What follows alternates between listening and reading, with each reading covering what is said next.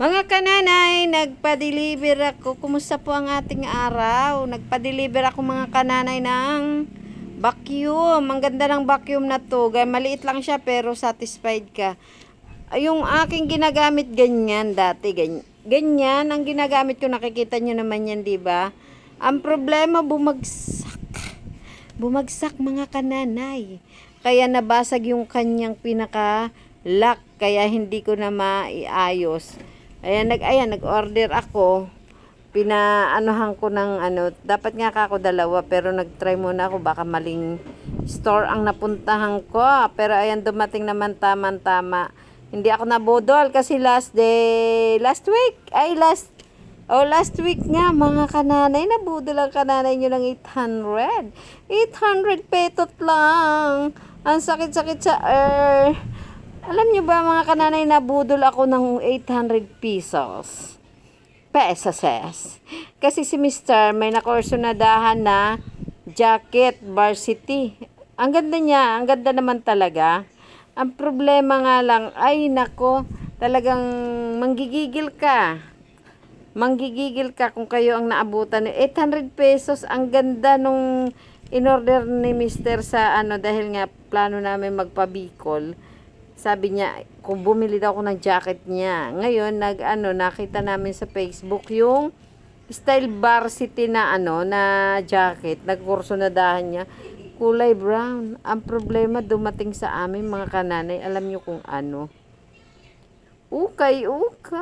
Mariones, Garapones, talaginis naman talaga. Oo, nanggigil talaga ako that time na binuksan ko yung nag-unbox ako, inano ko yung pinost ko yun. Hindi ko na alam kung ano nangyari that time kasi nahihilo talaga ako.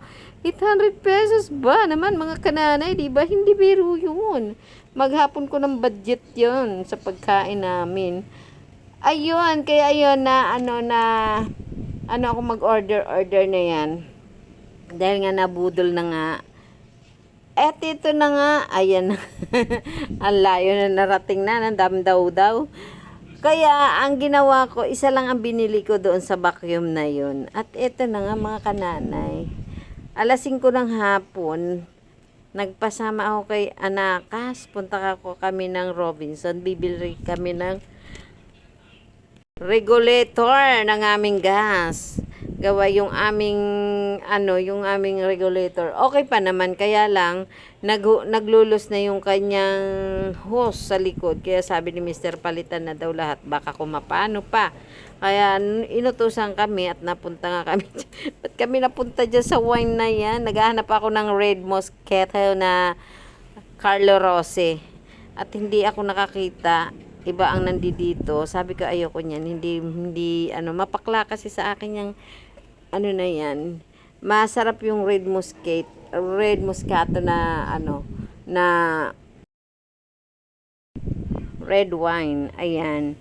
At ito nga, bumili ako ng shampoo at eye lotion ng kaking dalaga. Salamat mga kananay. Hanggang dyan na lang. Nagpaikot-ikot lang kami dyan at gabi na nga. Bye! Ingat po tayong lahat. Ingat.